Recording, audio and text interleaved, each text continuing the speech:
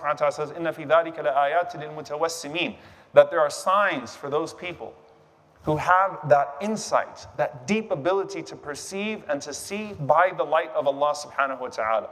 Now, it's not some like secret equation. It's not something that you take a course for. It's literally an unrelenting pursuit of truth and the commitment to it when you discover it. That's all it is. An unrelenting pursuit of truth and the commitment to it when you discover it. And what ends up happening? وَالَّذِينَ جَاهَدُوا فِينَا لَنَهْدِيَنَّهُمْ سُبُلَنَا. Those who strive in our way, then we guide them to our paths.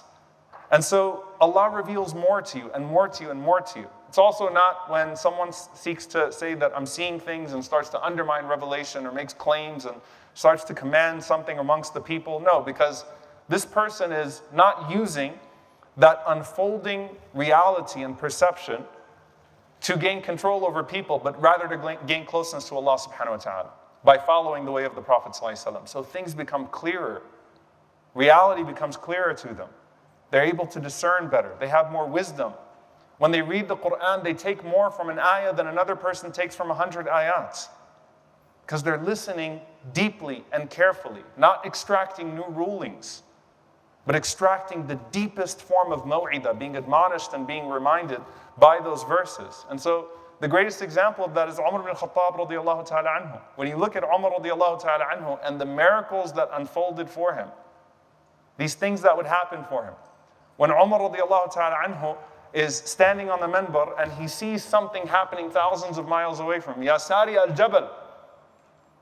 Sariya the mountain. That was due to Umar radiallahu anhu's exerting himself in that pursuit of truth, unrelenting pursuit of truth, and then commitment to it when he found it. His deep pondering upon revelation.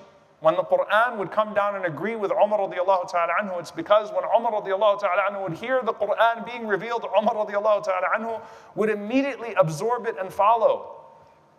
He was in deep connection with that revelation of Allah subhanahu wa ta'ala. His seeing of dreams. Not dreams that, I saw something and so the day of judgment is going to happen in 2023. A strange star is going to appear in the sky. The Prophet ﷺ told me, you're the one, and you go forth, and none of that. But true dreams for the believer. That's an added level of sight, an added level of vision. And the Prophet ﷺ said in a hadith in Sahih Muslim, he said, alayhi salatu wasalam, إِذَا اقْتَرَبَ الزَّمَانُ لَمْ تَكَدْ رُؤْيَا الْمُسْلِمِ تَكْذِبُ وَأَصْدَقُكُمْ رُؤْيَا أَصْدَقُكُمْ حَدِيثًا. He said, sallallahu alayhi wasallam, that when the end of times come, a believer would hardly see a dream that isn't true. The righteous believer will see true dreams. Dreams that give them insight. Dreams that further expose that reality around them. True dreams. And the most truthful of you in speech are the most truthful of you in the dreams that you will see.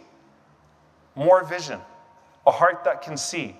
A heart that starts to transcend. And so I want to end with 2 points here. There are 3 levels of the sight that the ulama mention with the light of Allah subhanahu wa ta'ala, and they're very easy to remember. The first one is seeing through deception. Seeing through deception. And so a believer would see through the deception of Dajjal by their iman. Allah subhanahu wa ta'ala would allow them to see that it's written across his forehead. There are things that the believer can see through by virtue of their minimal belief. And so seeing through deception is the first thing. And if you're not a deceiver, then Allah subhanahu wa ta'ala will give you the sidq, the truthfulness to see through the deception of others. The second level is seeing through distraction. So see through deception, and then see through distraction. Zinatul hayat dunya. The distraction of the life of this world, the distraction of the material world from things that are more meaningful, from things that are more righteous, from things that are more real.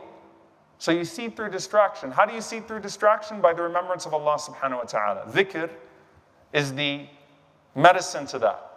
You constantly remember Allah subhanahu wa ta'ala, so you see through distraction. And the third one is to actually see through dunya.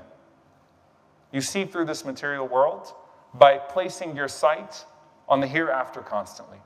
The akhirah is not some unknown abstract world that doesn't have any meaningful consequences to your everyday life in this dunya.